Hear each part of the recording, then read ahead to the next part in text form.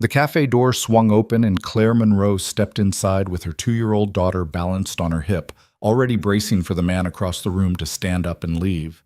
She'd seen it before.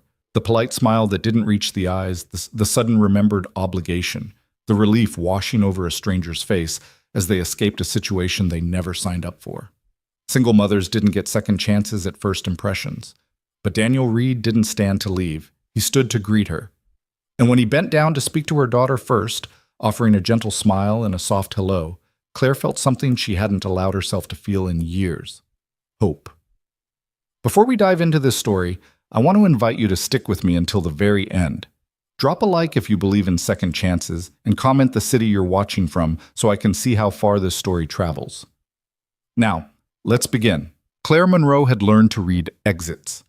Not the kind marked with glowing signs above doorways, but the subtle shifts in a person's posture when they decided you weren't worth the effort.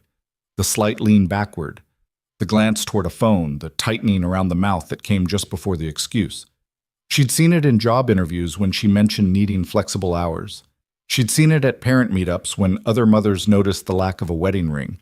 She'd seen it in her own family's eyes when she told them she was keeping the baby. So when her best friend Melissa had insisted on setting her up with someone perfect, Claire had agreed only to shut her up. She didn't believe in perfect. She believed in showing up, doing the work, and protecting the one person who mattered, her daughter, Emma. The cafe Melissa had chosen was one of those aggressively cheerful places with chalkboard menus and mason jar light fixtures. It smelled like cinnamon and optimism, neither of which Claire could afford to indulge in. She adjusted Emma on her hip, the diaper bag cutting into her shoulder, and scanned the room. He was sitting near the window, dark hair just starting to gray at the temples. Neat but not fussy, a button-down shirt with the sleeves rolled to his forearms, jeans that looked lived in but clean. He was reading something on his phone, his brow slightly furrowed in concentration, mid-30s maybe. Handsome in an understated way that wouldn't have stood out in a crowd, but somehow felt steady, solid. Claire's stomach tightened. This was the part where it all fell apart. She could turn around, pretend she'd never walked in, send a text later, something came up, and let Melissa down gently. Emma squirmed in her arms, reaching for a strand of Claire's hair, and the movement caught the man's attention. He looked up. Their eyes met. And Daniel Reed stood. Claire's breath caught, waiting for the pivot, the excuse, the carefully worded escape. But he didn't move toward the door. He moved toward her. "Claire?" His voice was warm, unhurried. Not the clipped politeness of someone trying to end a conversation before it started. "That's me." She shifted Emma higher on her hip, suddenly hyper-aware of the goldfish cracker crumbs on her sweater, and the faint smell of baby wipes that clung to everything she owned. Daniel's gaze dropped to Emma, and Claire braced herself. "Here it comes." But instead of retreating, Daniel smiled, not at Claire, but at the little girl staring at him with wide, curious eyes. "Hi there," he said gently, his tone softening in that particular way adults reserve for children. "What's your name?" Emma buried her face in Claire's shoulder, suddenly shy, but her fingers stayed curled around the collar of Claire's shirt, peeking out at the stranger with interest. "This is Emma," Claire said, her voice steadier than she felt. "She's 2. And not great with new people before she's had a snack." Daniel laughed, a real laugh, easy and genuine. "I get that. I'm not great with new people before I've had coffee." He gestured toward the table. "Should we sit? I already ordered a pot. Figured we could share." Claire hesitated, searching his face for the crack in the facade. The moment when the mask would slip and she'd see what she always saw, regret. But Daniel just waited, patient and unhurried, like he had all the time in the world. "Okay," she said finally, and followed him to the table. He pulled out a chair for her, then grabbed a high chair from nearby without being asked. Claire watched him position it next to her seat, adjusting the straps with the kind of practiced efficiency that only came from experience. "You've done this before," she observed, settling Emma into the chair. "Every day for the last 6 years," Daniel said, pouring coffee into her cup before his own. "My daughter, Sophie. She's 7 now, so we've graduated from high chairs, but the muscle memory sticks around."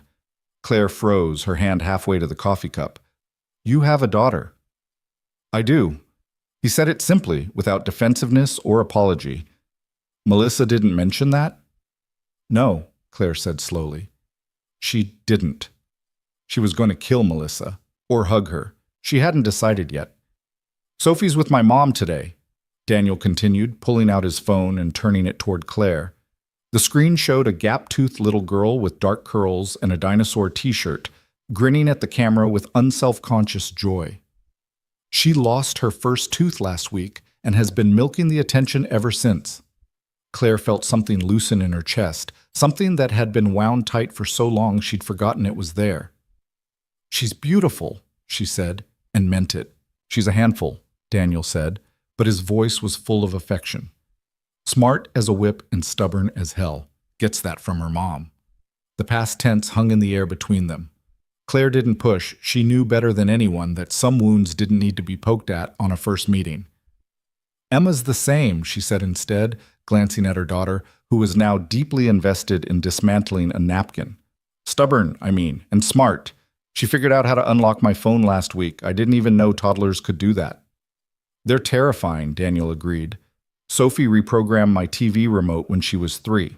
I still don't know how.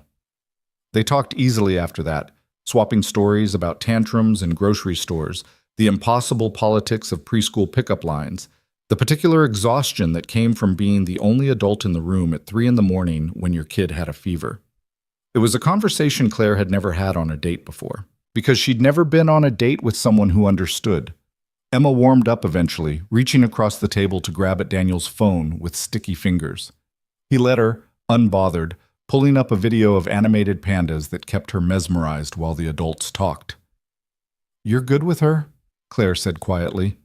Daniel shrugged. "Kids are easy. They just want you to pay attention. It's adults who complicate things." "That's the truth," Claire murmured, stirring her coffee even though she hadn't added anything to it.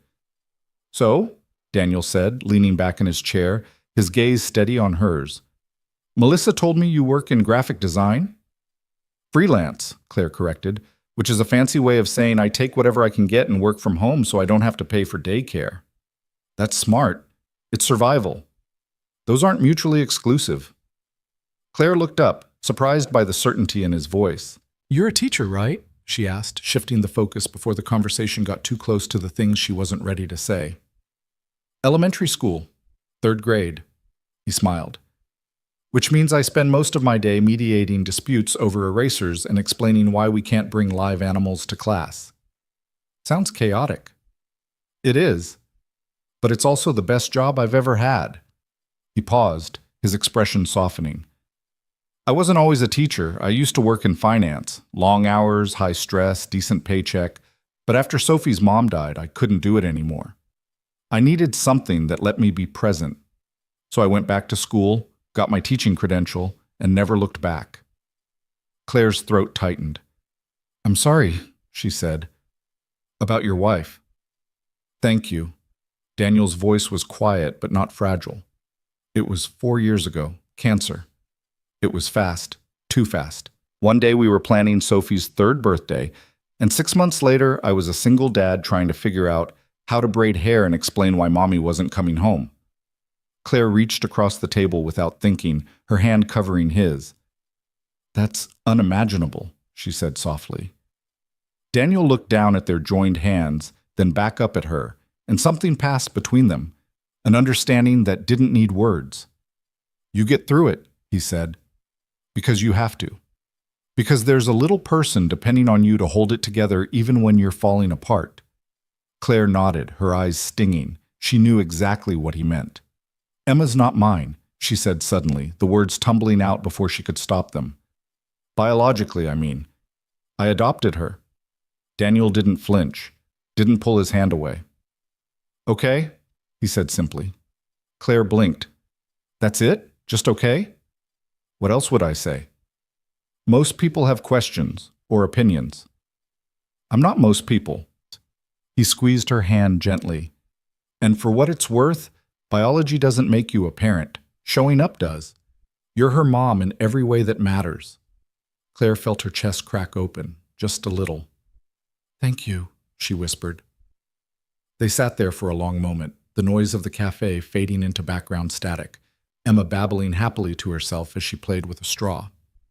"So," Daniel said eventually, his voice lighter now, pulling them back from the edge of too much too soon. What do you do for fun? And please don't say sleep, that's cheating. Claire laughed despite herself. I was absolutely going to say sleep. Thought so, he grinned. Try again. She thought about it, trying to remember the last time she'd done something just for herself. I used to paint, she said slowly. Watercolors mostly, nothing fancy, but I liked it. The quiet of it. Used to? Haven't had time in a while. You should make time. Easy to say. Doesn't make it less true. Daniel leaned forward, his elbows on the table. I started running after Sophie's mom died. Just around the block at first. Then a mile. Then 5. It was the only time my brain shut up long enough for me to breathe. Everyone kept telling me I needed to take care of myself, and I kept ignoring them because it felt selfish. But eventually I realized that if I didn't, I'd have nothing left to give her. Claire looked at him, really looked at him, and saw someone who had walked through fire and come out softer, not harder. You're different, she said. Different how? Most guys would have bolted the second they saw me walk in with a toddler. Daniel's expression turned serious. Then most guys are idiots. Maybe. Definitely. He picked up his coffee, holding her gaze over the rim of the cup. For the record, Claire, I didn't come here looking for easy. I came here hoping to meet someone real. And so far, you're the most real person I've talked to in years. Claire didn't know what to say to that, so she said nothing and let the warmth of his words settle over her like a blanket. They stayed at the cafe until Emma started getting fussy, the universal toddler signal that nap time was approaching. Daniel walked them to Claire's car, carrying the diaper bag without being asked, and waited while she buckled Emma into her car seat. This was nice, Claire said, straightening up and closing the car door gently. It was, Daniel agreed. Can we do it again? Claire hesitated, old fears rising up like muscle memory. I'm not looking for someone to save me, she said carefully. I've got my life together. It's messy and complicated, but it's mine. Good, Daniel said. I'm not looking to save anyone either. I'm just looking for someone who gets it. And I think you do. Claire studied his face, searching for the lie, the angle, the thing that would make this too good to be true, but all she saw was honesty. Okay, she said finally, let's do it again. Daniel smiled, slow and genuine, and pulled out his phone. Give me your number? She did. As she drove away, Emma already drowsing in the back seat, Claire caught herself smiling at nothing in particular. Maybe Melissa wasn't completely insane after all. Over the next 2 weeks, Claire and Daniel fell into an easy rhythm. They texted throughout the day, quick messages between his classes and her freelance deadlines, pictures of their daughters doing ridiculous things, commiserations over tantrums and victories over successfully administered vegetables. They met for coffee twice more, this time with Sophie in tow. Claire had been nervous about that, about whether the girls would get along, whether Sophie would resent her presence, whether Daniel's daughter would see her as an intruder in their carefully rebuilt life. But Sophie had taken one look at Emma, declared her super cute, and appointed herself the toddler's official protector and entertainer. Within 10 minutes, the 7-year-old was teaching Emma how to stack blocks, narrating the process with the kind of serious authority only a child could muster. You have to put the big ones on the bottom, Sophie explained patiently, guiding Emma's chubby hands. Otherwise it falls down, like this. See? Emma knocked the tower over immediately, squealing with delight. Sophie rebuilt it without complaint. Daniel watched his daughter with obvious pride. She's always wanted a sibling, he said quietly, leaning closer to Claire so the girls wouldn't hear. I never thought I'd be able to give her that. You still might, Claire said carefully. You're young. You could meet someone, get married again. I don't want to get married again just to check a box, Daniel interrupted gently. If it happens, it happens. But it has to be right, for both of us. He looked at her as he said it, and Claire felt the weight of his meaning settle between them. This was moving fast. Too fast, maybe. But it didn't feel reckless.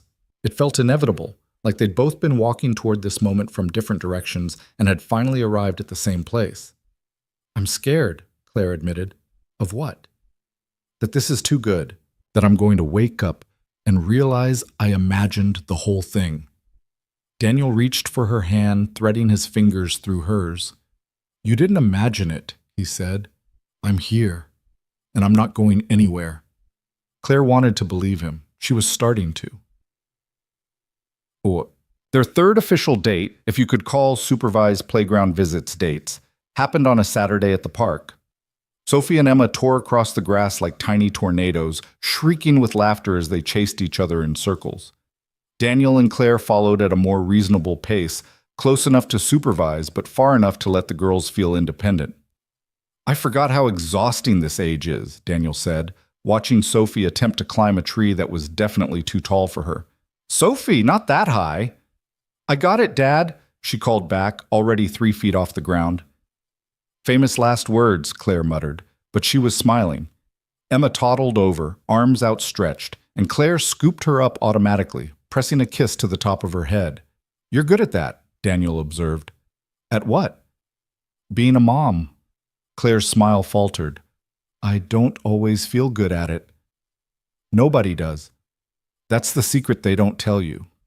He glanced at her, his expression soft. You know what Sophie asked me this morning? What? She asked if you were my girlfriend. Claire's heart stuttered. What did you say? I said I didn't know yet, that I was hoping you would be. She stopped walking. Daniel stopped too, turning to face her fully. Claire, he said quietly, I know this is fast. I know we barely know each other, but I also know that I haven't felt this sure about something in years. You make sense to me. This makes sense to me. Claire looked down at Emma, who was playing with the zipper on her jacket, oblivious to the moment unfolding around her. I want this, she said finally, her voice barely above a whisper. But I'm terrified it's going to fall apart. It might, Daniel said honestly. We might screw this up 6 different ways, but we might not. And I think that's worth the risk. Claire lifted her gaze to meet his. Okay, she said. Okay? Okay. She smiled, feeling lighter than she had in months. Let's try this. For real. Daniel's face broke into a grin, and before Claire could second-guess herself, he leaned in and kissed her, gentle and sure and full of promise. When they pulled apart, Sophie was standing 5 feet away, hands on her hips, looking enormously pleased with herself. I knew it, the little girl announced triumphantly. Daniel laughed, pulling his daughter into a hug. You're too smart for your own good, kiddo. I know, Sophie said smugly, then looked at Claire with big, hopeful eyes. Does this mean Emma's gonna be my sister? Claire's throat tightened. Maybe someday, she said carefully. Cool, Sophie declared, and ran off to join Emma at the swings. Daniel slipped his hand into Claire's, and they stood there together, watching their daughters play, 2 broken families starting to heal in the warmth of an ordinary Saturday afternoon. For the first time in a long time, Claire let herself believe that maybe, just maybe, this was the beginning of something real. But as the days turned into weeks and weeks into a month, Claire felt the weight of her secret growing heavier. Daniel had been honest with her from the start, about his grief, his struggles, his fears. He'd opened himself up completely, trusting her with the most vulnerable parts of his life. And she was still holding back. It wasn't that she'd lied. She'd told him Emma was adopted. That was true. But she hadn't told him the whole story. She hadn't told him that Emma's biological mother was her sister. She hadn't told him that her sister had died in a car accident when Emma was 6 months old, and that Claire had been the only family left to take her. She hadn't told him that some nights when Emma called her mama, Claire still felt like an imposter, like she was playing a role she'd never auditioned for and didn't deserve. It felt like a betrayal, keeping this from him. But every time she tried to bring it up, the words stuck in her throat. Because what if he saw her differently once he knew? What if he realized she was just as broken as he was, just better at hiding it? What if he decided it was too much? The reckoning came on a Tuesday. Daniel had invited her and Emma over for dinner, something they'd done a few times now, easy and comfortable. Sophie had insisted on making spaghetti, which mostly meant dumping an entire jar of sauce into a pot and declaring herself a chef. They ate together at Daniel's small kitchen table, the girls chattering nonstop about everything and nothing, and Claire felt the dangerous pull of domesticity. the feeling that this could be her life, if she let it. After dinner, they put the girls down in Sophie's room with a movie, and Daniel poured 2 glasses of wine. They sat on the couch together, close but not quite touching, and for a while they just existed in the quiet. "I need to tell you something," Claire said finally. Daniel set his wine down, giving her his full attention. "Okay." She took a breath. "Emma's mom, her biological mom, was my sister, Rebecca." Daniel's expression didn't change, but she saw the shift in his eyes, the understanding beginning to take shape. "She died," Claire continued, her voice steady even as her hands shook. "Car accident. Emma was only 6 months old. Rebecca was a single mom, no father in the picture. Our parents are gone. I was the only family she had left. So I took her." "Claire." "I didn't plan to be a mother," she said, the words tumbling out now faster. "I was 26. I had a life, a career I was just starting to build. And then suddenly I had a baby and no idea what I was doing, and everyone kept telling me I didn't have to do this, that there were other options. But she was my niece. She was all I had left of my sister, and I couldn't let her go to strangers." Her voice broke on the last word. Daniel moved closer, pulling her into his arms without hesitation. "You did the right thing," he said firmly. "Did I?" Claire's voice was muffled against his shoulder. "Because some days I don't know. Some days I feel like I'm failing her, like she deserves better than someone who's just making it up as she goes." "Claire," Daniel pulled back just enough to look at her, his hands framing her face. "You gave up everything to raise your sister's child. You chose her when you didn't have to. That's not failing. That's love." "I'm scared," she whispered. "I'm scared I'm not enough." "You are," Daniel said, and the certainty in his voice cracked something open inside her. "You're more than enough, and I'm not going anywhere." Claire closed her eyes, letting herself believe him, letting herself fall. And as the evening stretched into night, Emma and Sophie asleep in the other room, Daniel and Claire talked, until the words ran out and all that was left was the truth between them, messy and complicated and real. For the first time since her sister died, Claire didn't feel alone. And for the first time since his wife died, Daniel didn't feel like he was drowning. They were just 2 people trying to build something good out of the wreckage of loss. And maybe that was enough. The weeks that followed felt like learning to breathe again.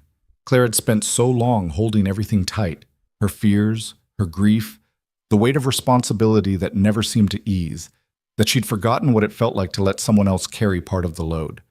But Daniel didn't just offer to help. He showed up, consistently, without fanfare or expectation of gratitude. When Emma came down with a stomach bug that had Claire up for 3 nights straight, Daniel appeared at her door at 6 in the morning with coffee and saltine crackers, took one look at her exhausted face, and said, "Go sleep, I've got her." "You have work," Claire protested weakly. "I have sick days," he countered, already rolling up his sleeves. "And you look like you're about to fall over. Go." She did, too tired to argue, and woke 4 hours later to find Daniel sitting on her living room floor with Emma in his lap, reading her a picture book in the kind of gentle, patient voice that made Claire's chest ache. "You didn't have to do this," she said from the doorway. Daniel looked up, smiling. "I know. I wanted to." It was such a small thing, but it mattered more than he probably realized. Because no one had ever just shown up for her before. Not like this, not without expecting something in return. The dynamic between their daughters deepened too, in ways that surprised both of them. Sophie had appointed herself Emma's big sister with the kind of serious dedication only a 7-year-old could muster. She taught Emma how to count to 10, how to identify colors, how to build block towers that didn't immediately collapse. And Emma, for her part, worshipped Sophie with the uncomplicated adoration of a toddler who'd found her hero. "Dad, can Emma come to my school show?" Sophie asked one evening while they were all having dinner at Daniel's place, a routine that had become normal without anyone officially deciding it should be. Daniel glanced at Claire. "That's up to Claire, sweetheart." Sophie turned her big pleading eyes on Claire. "Please? I'm going to be a tree in the play, and I need Emma to see me be the best tree." Claire bit back a smile. "A tree?" "The best tree," Sophie corrected seriously. "I have leaves and everything." Then we absolutely have to come, Claire said, and Sophie's face lit up like she'd just been given the greatest gift in the world. Yes! She pumped her fist in the air, then looked at Emma, who was more interested in smashing peas onto her high chair tray. Emma, I'm going to be a tree! Twee! Emma repeated, delighted, and everyone laughed. Later, after the girls were asleep, Sophie in her room, Emma curled up on the couch with her favorite blanket. Daniel and Claire sat on the back porch with mugs of tea, watching the fireflies blink in the darkness. She's never had this before, Claire said quietly. Had what? Family. I mean, she has me, but I'm just one person. I can't give her siblings or grandparents or any of the things kids are supposed to have. She paused, her throat tight. Sometimes I worry that I'm not enough, that I'm depriving her of something important. Daniel was quiet for a moment, considering his words carefully. You know what Sophie told me last week? He said finally. She said she wishes you were her mom, too.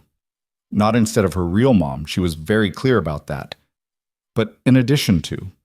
Like she could have both. Claire's eyes stung. Daniel, I'm not telling you that to pressure you, he continued gently. I'm telling you because I want you to know that what you're building with Emma, what we're all building together, it matters. You're not depriving her of anything. You're giving her something most kids don't get. You're giving her a mom who chose her, who fights for her every single day. That's not nothing, Claire. That's everything. She looked at him, this man who had somehow become essential to her life in the span of a few months, and felt the last of her walls crumble. I'm falling in love with you, she said, the words escaping before she could stop them. Daniel's expression softened, and he reached for her hand, pulling her closer until she was tucked against his side.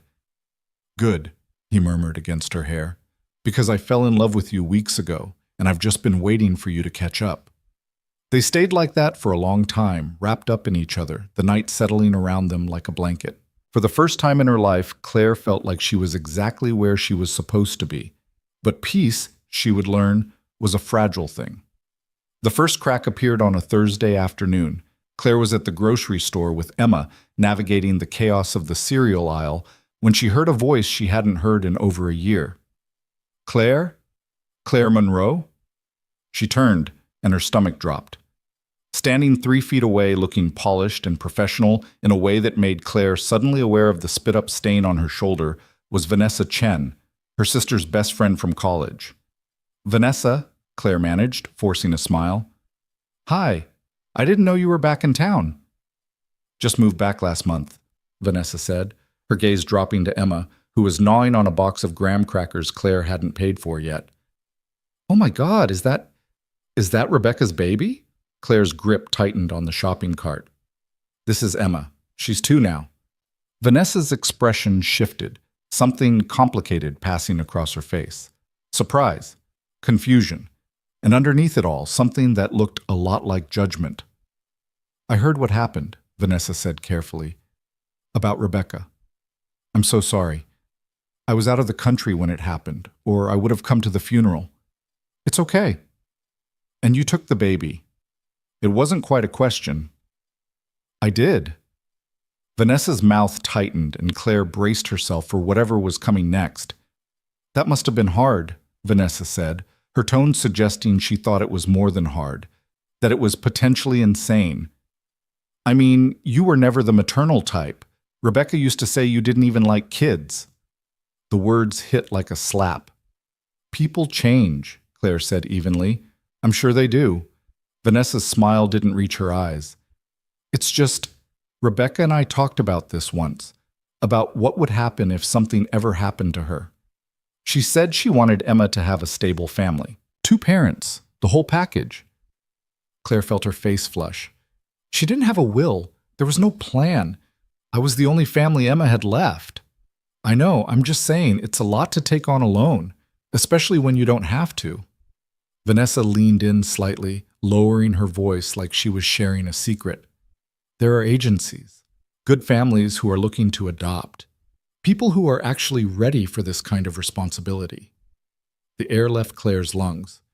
Are you seriously suggesting I give up my niece?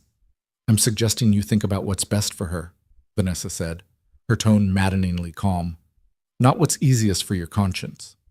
Claire wanted to scream, wanted to tell Vanessa exactly where she could shove her unsolicited opinions. But Emma was right there, watching with wide, curious eyes, and Claire had learned a long time ago that losing her temper in public only made things worse. Emma is exactly where she belongs, Claire said, her voice low and hard. And I don't owe you or anyone else an explanation for that. She turned and walked away, her hand shaking so badly she almost couldn't push the cart. Behind her, Vanessa called out, "I'm just trying to help, Claire." But Claire didn't stop, didn't look back. She abandoned the cart in the middle of the store, scooped Emma out of the seat, and walked straight to her car. By the time she got home, the panic had set in. What if Vanessa was right? What if Claire was being selfish, keeping Emma when there were families out there, real families with 2 parents and stable incomes and actual experience, who could give her more? What if Emma grew up and resented her for this choice? The thought spiraled, relentless and cruel, until Claire's phone buzzed with a text from Daniel. "How's your day going?" She stared at the screen, her vision blurring. "Fine," she typed back, then deleted it. "Not great," she tried instead. 3 dots appeared immediately. Then her phone rang. "Hey," Daniel said when she answered. "What's wrong?" "Nothing, I'm fine." Claire. She closed her eyes, leaning against the kitchen counter. Emma was playing with her toy blocks in the living room, oblivious. "I ran into someone today," Claire said quietly. "Someone who knew my sister, and she said some things that got in my head." "What kind of things?" "That I'm not enough. That Emma deserves better. That I should have given her up for adoption instead of trying to do this alone." The silence on the other end of the line stretched long enough that Claire thought the call had dropped. Then Daniel's voice came through, low and fierce. "Give me her name." Despite everything, Claire almost laughed. "You're not going to fight her." "I'm absolutely going to fight her." "Where does she live?" "Daniel?" "I'm serious, Claire. Who the hell does she think she is?" "She was my sister's best friend. She thinks she's protecting Emma's best interests. By making you doubt yourself? By undermining the most selfless thing you've ever done?" Daniel's voice softened. "Claire, listen to me. That person doesn't know you. She doesn't see what I see. She doesn't see how you stayed up all night when Emma had croup, or how you learned to French braid hair from YouTube videos, or how you rearranged your entire life to make sure she had everything she needed. She doesn't get to make you feel like you're failing when you're doing the exact opposite." Claire's throat closed up, tears spilling over. "I'm scared," she whispered. "I know, but you don't have to be scared alone anymore." He paused. "I'm coming over." "You don't have to." "I'm already grabbing my keys. Sophie's with my mom tonight. I'll be there in 15 minutes. He was there in 12. Claire opened the door to find him standing on her porch, slightly out of breath, looking at her with so much concern that she broke all over again. He pulled her into his arms without a word, and she let herself fall apart against his chest, all the fear and doubt and exhaustion she'd been holding on to pouring out in jagged sobs. "I've got you," Daniel murmured, his hand rubbing slow circles on her back. "I've got you." When she finally pulled herself together, Daniel guided her to the couch and sat beside her, keeping one hand firmly wrapped around hers. "Talk to me," he said. So she did. She told him everything, about Vanessa, about the doubts that had been lurking in the corners of her mind since the day she'd taken Emma home from the hospital, about the fear that she was failing at the most important job she'd ever had. Daniel listened without interrupting, his thumb tracing absent patterns on the back of her hand. "Can I tell you something?" he said when she finally ran out of words. Claire nodded, wiping at her face. "When Sophie's mom died, everyone had opinions about how I should handle it. My parents thought I should move back home so they could help. My in-laws thought Sophie should live with them for a while. My friends thought I should hire a full-time nanny. Everyone had a plan for my life that didn't involve me actually being Sophie's parent." He paused, his jaw tight. "And for a while, I listened. I let the doubt creep in. I wondered if they were right, if Sophie would be better off with someone who wasn't a complete mess." "You're not a mess," Claire said automatically. "I was then." He gave her a sad smile. "I was barely holding it together. I didn't know how to cook anything that wasn't frozen. I forgot parent-teacher conferences. I cried in the shower every morning for 6 months. I was the definition of a mess. But you figured it out. Eventually, but only because I stopped listening to people who didn't understand what we were going through. I stopped comparing myself to some imaginary, perfect parent and started focusing on being the parent Sophie actually needed. He turned to face her fully. Claire, you're doing that. You're showing up every day, even when it's hard. You're putting Emma first, even when it costs you. That's not failing. That's what love looks like. What if it's not enough? She whispered. It's enough, Daniel said firmly. And you're not alone in this anymore. You have me, and I'm not going anywhere. He meant it. Claire could see it in every line of his face. I love you, she said, and this time it didn't feel scary. It felt like coming home. I love you too, Daniel said, and kissed her, soft and sure and full of promises neither of them was afraid to make anymore. From the living room, Emma called out, Mama! Claire pulled back, smiling despite the tear tracks still wet on her face. That's my cue. She started to stand, but Daniel caught her hand. Hey, he said, we're in this together now, okay? Okay, Claire agreed, and meant it. They spent the rest of the evening together, the three of them. Daniel made dinner while Claire gave Emma a bath, and then they all piled onto the couch to watch a kids' movie Emma didn't really understand but enjoyed anyway. By the time Emma fell asleep, curled up between them with her head on Claire's lap and her feet in Daniel's, the weight that had been sitting on Claire's chest since the encounter with Vanessa had finally lifted. Thank you, she said quietly, not wanting to wake Emma. For what? For being exactly what I needed. Daniel smiled, reaching over to tuck a strand of hair behind Claire's ear. Same goes, you know. You saved me too. They stayed like that until Claire's legs went numb and Daniel's arm fell asleep, neither of them willing to move and break the moment. This was what family felt like, Claire realized. Not perfect, not easy, but real. The incident with Vanessa should have been the end of it. A bad moment, processed and moved past. But 2 weeks later, Claire received a letter. It came in an official-looking envelope with a return address she didn't recognize. She opened it standing by the mailbox, Emma playing with chalk on the driveway, and felt her world tilt sideways. Dear Miss Monroe, this letter is to inform you that a concerned party has contacted our office regarding the welfare of the minor child in your care, Emma Charlotte Monroe. Per state regulations, we are required to conduct a home visit and welfare check to ensure the child's living situation meets all legal requirements for safety and stability. A social worker will contact you within the next week to schedule an appointment. Please have all relevant documentation regarding your guardianship ready for review. Claire read it 3 times, her hand shaking worse with each pass. Someone had reported her. Someone had called child services and questioned whether she was fit to raise Emma, and she knew exactly who it was. Mama! Emma toddled over, holding up a piece of blue chalk. Draw? Claire forced a smile, crouching down to her level. Sure, baby, let's draw. But inside she was screaming. She didn't tell Daniel right away, couldn't find the words. How did you explain that someone thought you were such a terrible parent that they'd sicked the state on you? But Daniel noticed something was wrong the moment he saw her. Claire, he touched her arm gently. What happened? They were at the park with both girls, who were occupied on the swings, and Claire couldn't hold it in anymore. She pulled the letter from her bag and handed it to him without a word. Daniel read it, his expression darkening with each line. Who did this? He asked, his voice dangerously quiet. Vanessa. It has to be. She's the only one who... Claire's voice broke. What if they take her, Daniel? What if they decide I'm not good enough and they take her away from me? That's not going to happen. You don't know that. Yes, I do. Daniel gripped her shoulders, forcing her to look at him. Claire, you're an amazing mother. Anyone who spends 5 minutes with you and Emma can see that. This social worker is going to come to your house, see how loved and cared for she is, and close the case. I promise you. You can't promise that. Watch me. His jaw set in that stubborn way she'd come to recognize. And I'm going to be there when they come, as a character witness, as someone who can vouch for what an incredible job you're doing. Daniel, you don't have to...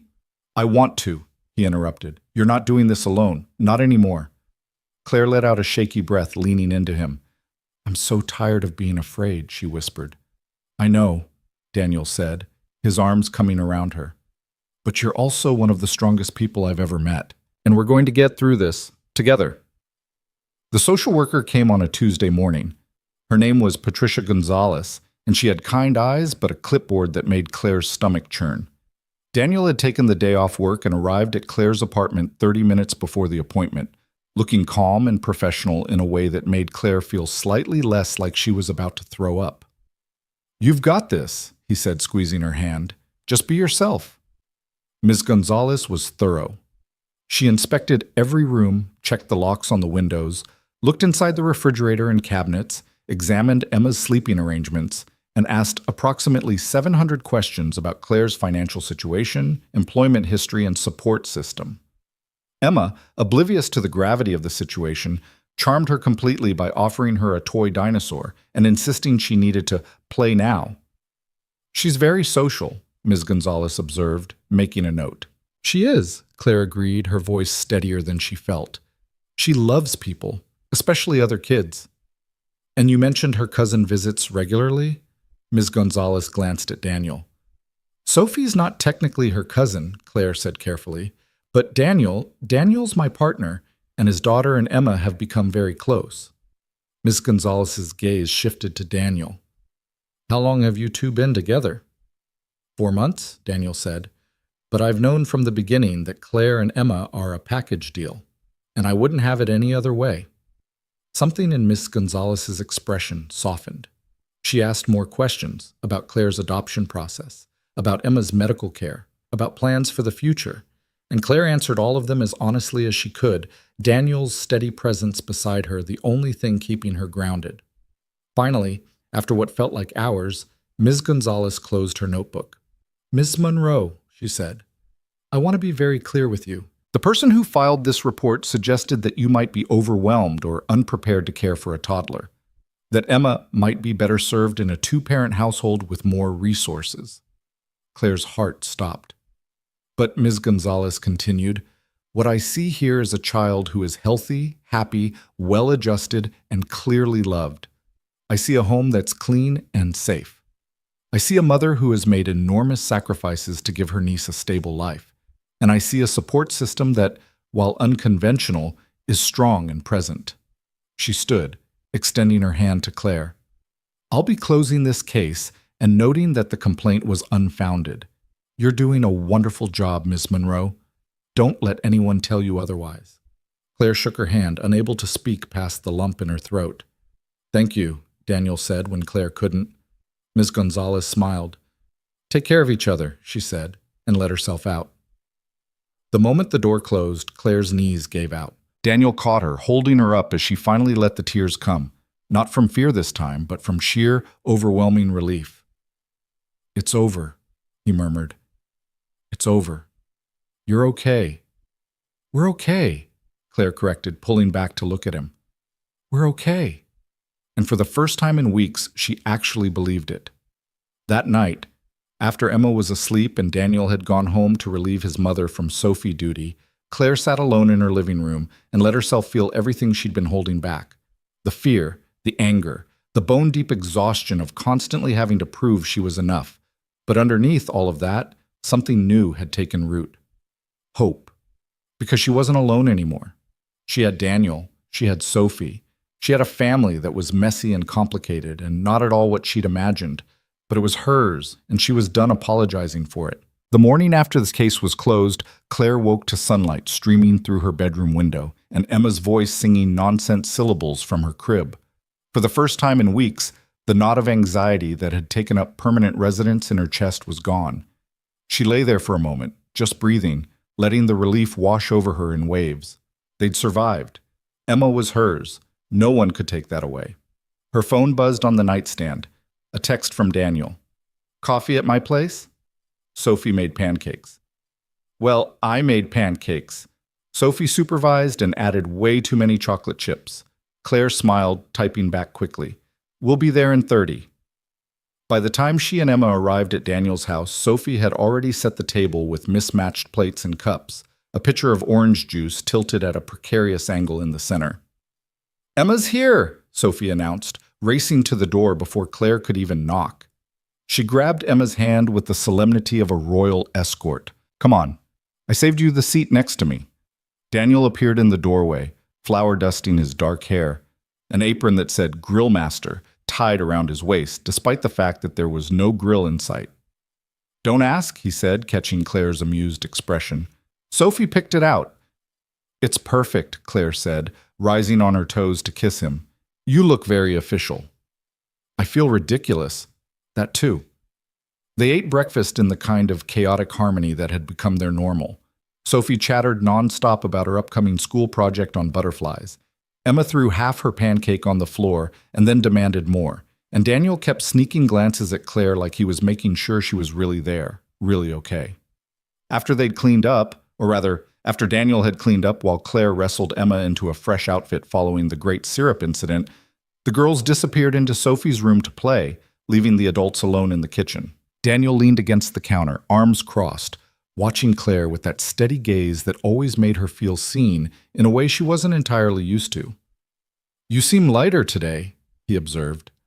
I feel lighter, Claire admitted, like I can finally breathe again. Good. He pushed off the counter, closing the distance between them.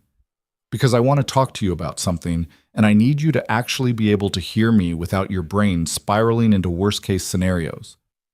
Claire's stomach flipped. That sounds ominous. It's not, I promise. He took her hands, his thumbs brushing across her knuckles. Claire, these last few months with you have been the best months I've had since Sarah died. You've brought something back into my life that I didn't think I'd ever have again. And Sophie, she's happier than I've seen her in years. Because of you. Because of Emma.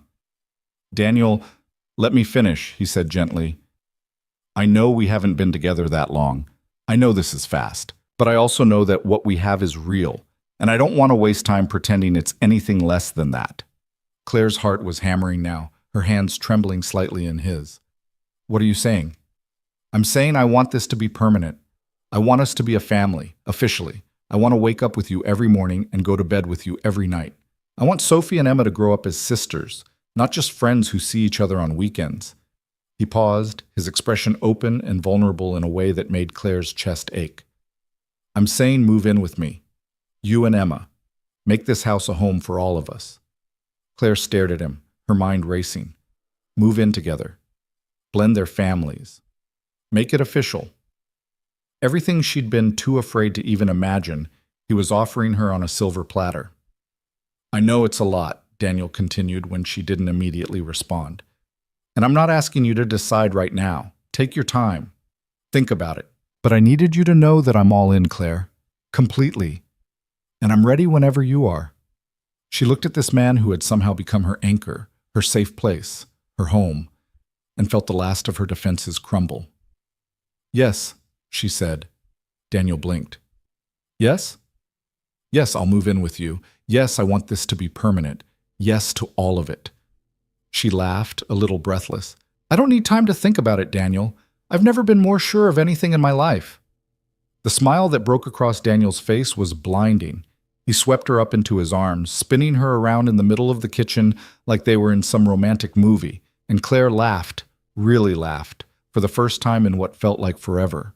When he set her down, he kissed her, deep and thorough and full of promise. We're really doing this, he murmured against her lips. We're really doing this, Claire agreed. From Sophie's room they heard a crash followed by Emma's delighted shriek and Sophie's patient voice saying, It's okay.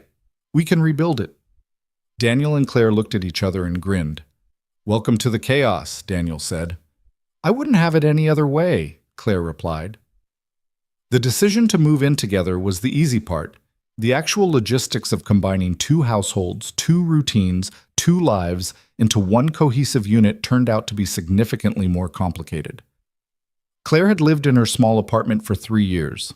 It was cramped, and the heating was unreliable, and the neighbors upstairs had a disturbing fondness for practicing the tuba at 2 a.m, but it was hers.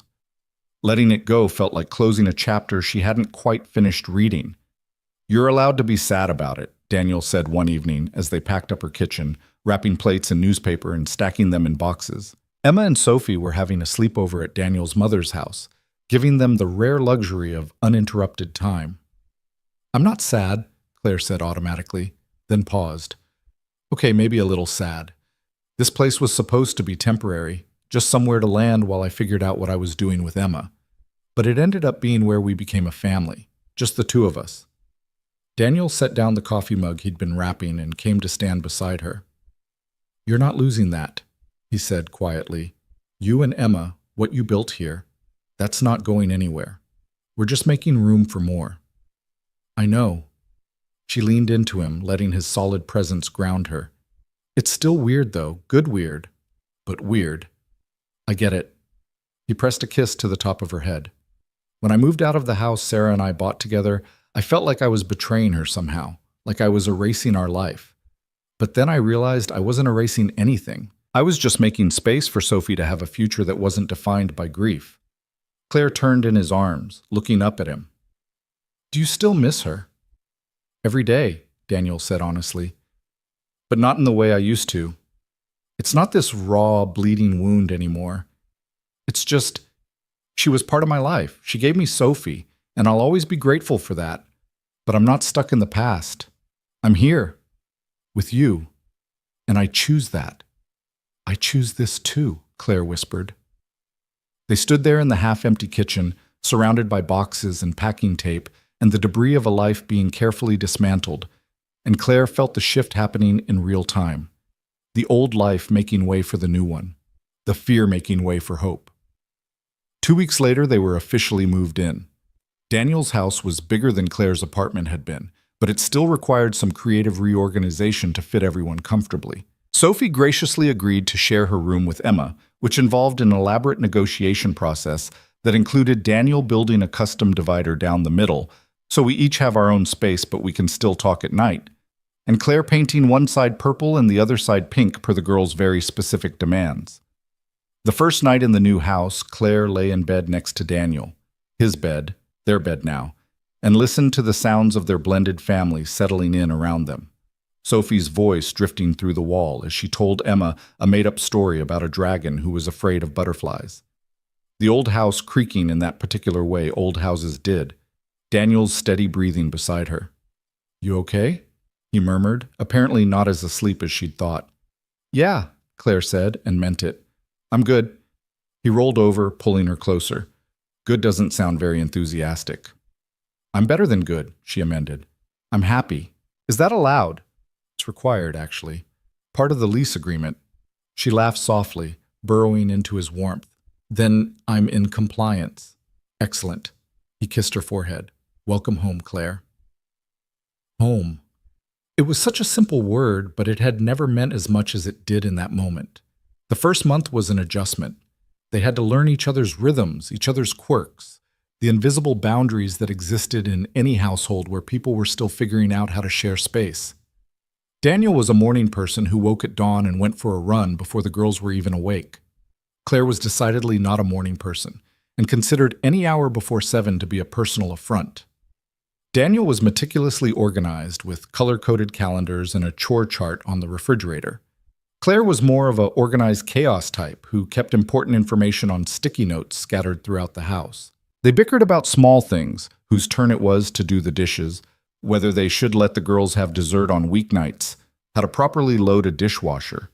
But they also learned how to navigate conflict in ways that felt healthy and productive rather than destructive.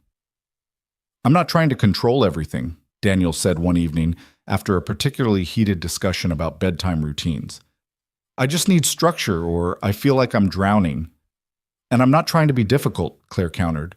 "I just need flexibility, or I feel suffocated." They stared at each other across the kitchen table, both slightly defensive, both trying to figure out how to bridge the gap. "So what do?" Daniel asked finally. "We compromise," Claire said. "You get your structure where it matters most. I get my flexibility where I need it. And we communicate instead of assuming the other person is trying to make our life harder." Daniel nodded slowly. "I can do that." "Me too." They shook hands across the table, mock serious, and then both burst out laughing at the absurdity of it. "We're going to be okay," Daniel said. "We really are," Claire agreed.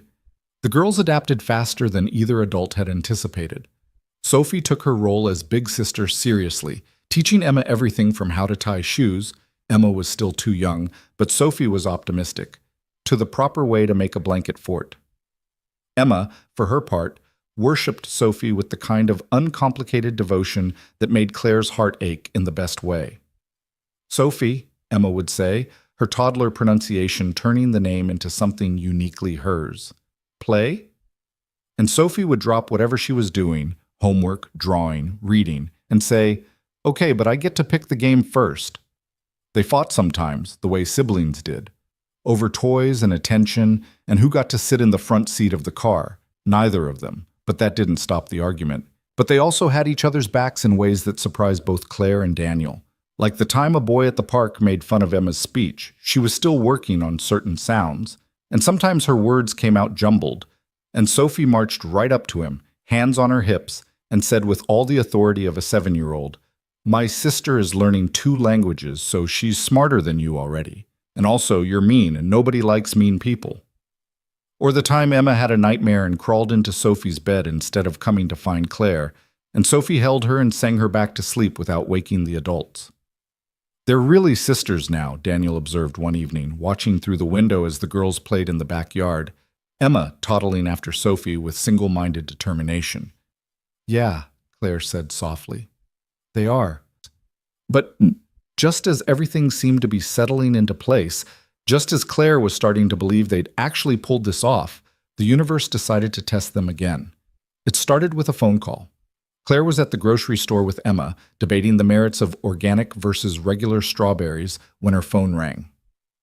Unknown number. She almost didn't answer, but something made her hit accept at the last second. "Hello? Is this Claire Monroe?" A man's voice, professional and clipped. "Yes? Who's this?" "My name is Richard Patterson.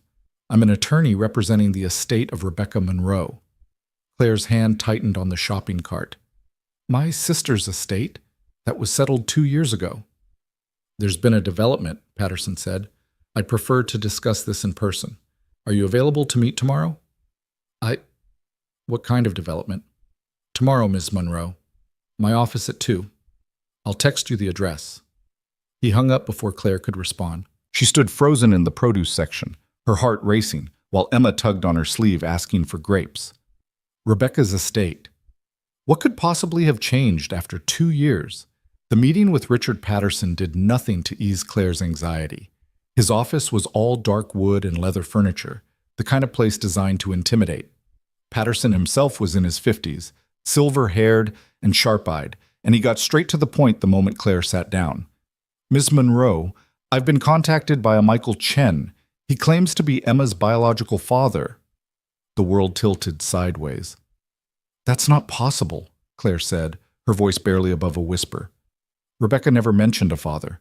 There was no one listed on the birth certificate." "Nevertheless, Mr. Chen has come forward with evidence suggesting he had a relationship with your sister approximately 3 years ago. He's demanding a paternity test, and should it prove positive, seeking joint custody of the child." Whoa, Claire felt like she was going to be sick. "He can't do that. He abandoned them. He wasn't there when Emma was born. Wasn't there when Rebecca died. Hasn't been part of her life at all. Which is why I wanted to speak with you before he filed anything officially." Patterson leaned forward, his expression grave. "Miss Monroe, if this man is Emma's biological father and can prove it, he does have legal rights. Not automatic custody, but the right to petition for it. And given that he's apparently married now with a stable income and home, a judge might look favorably on his claim." "No." The word came out sharp, desperate. "No, he can't have her. She doesn't even know him. I'm her mother." "I understand, and we'll fight this every step of the way. But I need you to be prepared for the possibility that this could get complicated." Claire walked out of that office in a daze, her hands shaking so badly she could barely unlock her car. Michael Chen. She vaguely remembered Rebecca mentioning someone named Michael once, years ago, but it had been brief. A fling, maybe. Nothing serious. And now he wanted Emma. She couldn't tell Daniel, not yet. Not until she had more information, not until she knew if this was a real threat or just posturing. But keeping secrets had never been her strong suit, and Daniel noticed something was wrong almost immediately. "You've been quiet all evening," he said that night after the girls were in bed. "What's going on?" Nothing. I'm fine. Claire. He touched her arm gently. Talk to me. And just like that, her carefully constructed composure shattered. Someone's trying to take Emma, she said, her voice breaking. Her biological father. He showed up out of nowhere, and he wants custody, and I don't know what to do. Daniel went very still. Start from the beginning. So she told him everything. About the lawyer, about Michael Chen, about the very real possibility that she could lose Emma to a man who'd never even met his daughter. When she finished, Daniel was quiet for a long moment, his jaw tight. We'll get a lawyer, he said finally. A good one. We'll fight this. What if it's not enough? What if he has rights that supersede mine? Then we'll prove that Emma belongs with you, that you're the only parent she's ever known, that taking her away from you would be traumatic and damaging. He gripped her hands. Claire, I'm not going to let anyone take her from you, from us. Whatever this takes, however long it takes, we're in this together. You can't promise that. Yes, I can. Because that little girl upstairs is part of our family now, and I protect my family. Claire looked at him through tears and saw the absolute certainty in his eyes. I'm so scared, she whispered. I know, but you're not alone. He held her while she cried, while the fear and anger and helplessness poured out in jagged sobs. And when she finally pulled herself together, when she could breathe again without feeling like her chest was caving in, Daniel was still there, solid, steady, unshakable. What do we do now? She asked. Now we fight, Daniel said, and we win. The next morning, Claire called Richard Patterson and told him to prepare for a custody battle. She wasn't giving Emma up without a fight. Patterson connected her with a family law attorney named Jennifer Moss, a woman with steel-gray hair and a reputation for winning impossible cases. Moss took one look at Claire's situation and said, He's got biology on his side. We've got 3 years of documented care, attachment, and stability. It's going to come down to what the judge thinks is in the child's best interest. And what do you think the judge will decide? Claire asked, needing honesty even if it hurt. I think we have a strong case, Moss said carefully, but I'd be lying if I said it was a sure thing. Biological parents have significant rights, even when they've been absent. But absent isn't the same as unfit. If we can show that removing Emma from your care would cause her harm, that she's bonded to you, that you've been her primary caregiver and psychological parent, we've got a shot. A shot. Not a guarantee. A shot. It would have to be enough. Over the next several weeks, Claire's life became consumed by legal preparation, gathering documentation of every doctor's appointment, every milestone, every moment of Emma's life that proved Claire had been there, character references from friends, neighbors, Emma's pediatrician, testimony from Daniel about the family unit they'd built. And through it all, Emma remained blissfully unaware that her entire world was on the verge of being upended.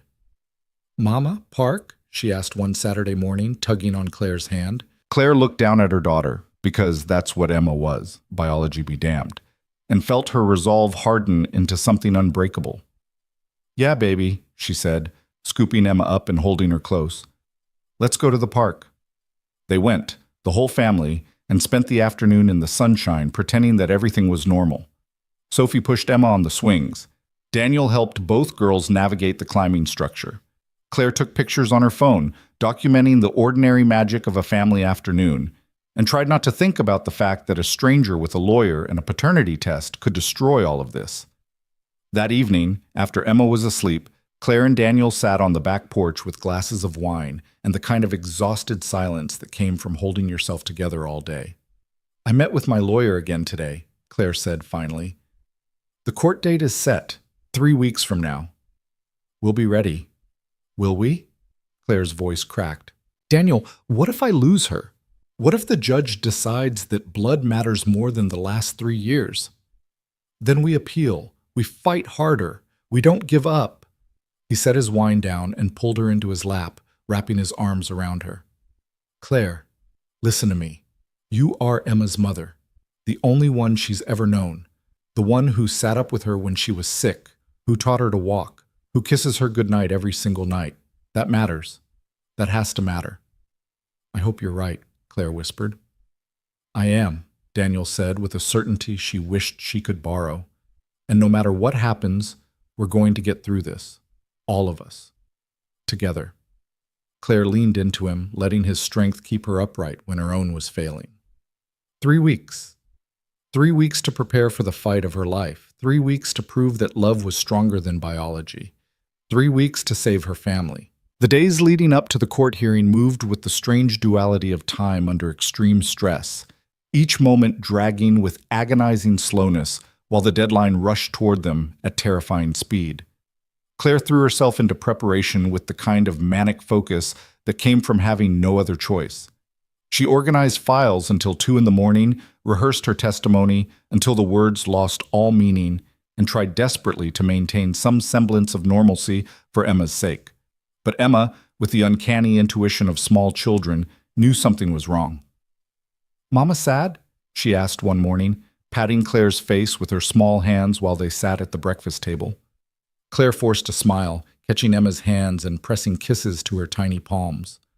"Mama's okay, sweetheart. Just a little tired." "I help," Emma declared with the absolute confidence of a 2-year-old who believed she could fix anything with the power of love and possibly stickers. "You do help," Claire said, pulling her daughter into a fierce hug. "You help every single day just by being you."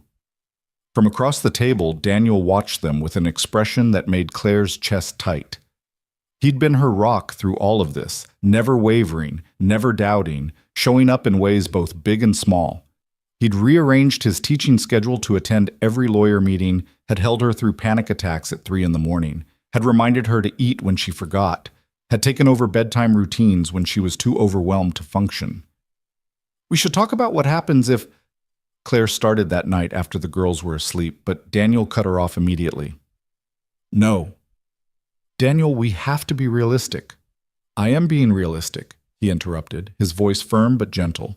"Realistically, you're going to walk into that courtroom and show that judge exactly what kind of mother you are. Realistically, anyone with eyes can see that Emma belongs with you. And realistically, we're not planning for worst-case scenarios because we're going to win this." Claire wanted to believe him, needed to believe him. "What if we don't?" she whispered. Daniel crossed the room and knelt in front of her chair, taking both her hands in his. "Then we appeal. We fight harder. We go to every court in this country if we have to. But Claire, I need you to hear me. I'm not letting you face this alone. I'm not letting anyone take Emma from us. Whatever happens in that courtroom, we face it together." "I don't deserve you," Claire said, tears spilling over. "Yes, you do. You deserve someone who shows up for you the way you've shown up for everyone else your entire life." He reached up, brushing away her tears with his thumbs. "You deserve someone who sees how incredible you are, even when you can't see it yourself." She kissed him then, pouring everything she couldn't say into that single gesture, gratitude and love and desperate hope that maybe, just maybe, they could survive this intact. The night before the hearing, Claire couldn't sleep.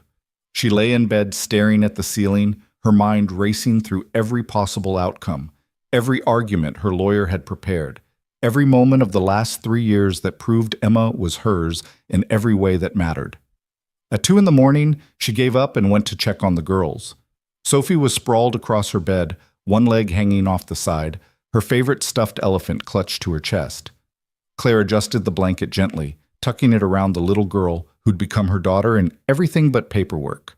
Emma was in her crib. She'd refused to transition to a bed yet, finding security in the familiar confines, sleeping with that particular abandon only toddlers managed. Her dark curls were a mess across the pillow, one hand fisted around the worn blanket Claire's sister had made for her before she died. Claire stood there for a long moment, just watching her breathe, memorizing every detail in case. No, she wouldn't think like that. "You can't have her," Claire whispered into the darkness. "I don't care what biology says. I don't care what any court says. She's mine, and I'm hers, and nothing is going to change that." Behind her, Daniel's voice came soft from the doorway. "Can't sleep?" "Can't turn my brain off," Claire admitted. He moved to stand beside her, both of them looking down at Emma's sleeping form. "She's going to be okay. We're all going to be okay." "How can you be so sure?" "Because I've seen you with her, Claire. I've seen the way you drop everything when she needs you. I've seen you stay up all night when she's sick, learn to cook foods she'll actually eat, research every developmental milestone like you're studying for a PhD. I've seen you sacrifice your own needs over and over again to make sure she has everything she deserves. He turned to face her fully. And if I can see that, if everyone who knows you can see that, then that judge is going to see it too. Claire leaned into him, drawing strength from his unwavering faith. I'm terrified. I know, but you're also the strongest person I've ever met. And tomorrow, you're going to walk into that courtroom and show them exactly what kind of mother you are. They stood there in the semi-darkness, watching Emma sleep, until Claire finally felt steady enough to try sleeping again. The morning of the hearing dawned gray and overcast, the sky threatening rain. Claire dressed with mechanical precision, professional but approachable, her lawyer had advised. Nothing too severe, nothing that screamed trying too hard. She settled on a navy dress and simple flats, pulled her hair back, applied minimal makeup with shaking hands. Daniel appeared in the doorway of their bedroom, already dressed in slacks and a button-down, looking calm in a way Claire envied. You look perfect, he said. I look terrified. You look like a mother fighting for her child. There's nothing more perfect than that. They'd arranged for Daniel's mother to watch both girls during the hearing. Emma had clung to Claire that morning, sensing the tension in the air, and it had taken everything Claire had to peel her daughter's arms from around her neck and hand her over. Mama come back? Emma asked, her lower lip trembling. Mama always comes back, Claire promised, her voice breaking. Always, baby. I promise. The drive to the courthouse was silent. Daniel drove while Claire stared out the window, watching the familiar streets pass by in a blur. Her lawyer, Jennifer Moss, met them on the courthouse steps, looking sharp and professional in a charcoal suit. Remember, Moss said as they walked inside, stay calm, answer only what's asked, and let me handle the legal arguments. Your job is to be authentic. Just be the mother you've been for the last 3 years. The courtroom was smaller than Claire had expected from television shows. Wood-paneled walls, fluorescent lighting, a few rows of benches, and there, on the other side of the aisle, sat Michael Chen. Claire's first thought was that he looked nothing like Emma. Her second thought was that he looked nervous, which gave her a strange, petty satisfaction. He was in his early 30s, dressed in an expensive suit, his hair perfectly styled. Next to him sat a woman who must be his wife, blonde, polished, looking like she'd stepped out of a catalog for perfect suburban families. Their lawyer, a man with silver hair and cold eyes, leaned over to whisper something to them. Claire forced herself to look away, focusing instead on her own lawyer's calm presence. The bailiff called the court to order and Judge Patricia Simmons entered, a woman in her 60s with sharp eyes and an expression that gave away nothing. We're here today regarding the matter of custody for Emma Charlotte Monroe, Judge Simmons said, her voice carrying easily through the small room. Mr. Chen, you're petitioning for joint custody based on established paternity. Miss Monroe, you're contesting this petition based on your role as the child's adoptive parent and primary caregiver. Is that correct? Both lawyers affirmed. Let's begin. Mr. Chen, your attorney may call his first witness. Michael Chen's lawyer stood, straightening his tie. Your Honor, I'd like to call Mr. Chen to the stand. Michael took the stand, was sworn in, and settled into his seat with what Claire recognized as practiced ease. He'd prepared for this. Probably rehearsed his answers just like she had. Mr. Chen, his lawyer began, can you tell the court about your relationship with Rebecca Monroe? We dated for about 6 months, 3 years ago, Michael said, his voice steady. It was casual at first, but it became more serious. We talked about a future together. Lies. Claire's hands clenched in her lap, but Moss placed a gentle hand on her arm, a silent reminder to stay calm. And when did you learn about the pregnancy? Rebecca told me she was pregnant about a month before we broke up. I was shocked. I wasn't ready to be a father. I was still building my career, establishing myself. I panicked. He had the grace to look ashamed.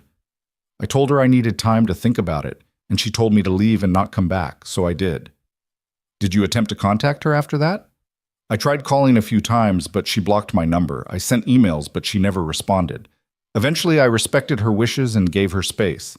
He looked directly at the judge. I didn't know she died until 6 months ago. I had no idea I had a daughter who needed me. Claire wanted to scream, wanted to stand up and call him a liar to his face, but Moss's hand tightened on her arm, holding her in place. And what made you decide to come forward now? Michael's expression shifted to something that might have been genuine emotion. I got married 2 years ago. My wife and I have been trying to have children, but we've had some complications. When I finally learned about Emma, about what happened to Rebecca, I realized I had a daughter out there who didn't know I existed, a daughter who deserved to know her father. And you're prepared to be a father to her now? Completely. My wife and I have a stable home, financial security, and a lot of love to give. We want Emma to be part of our family. Claire's lawyer stood. Objection, Your Honor. What Mr. Chen wants is irrelevant.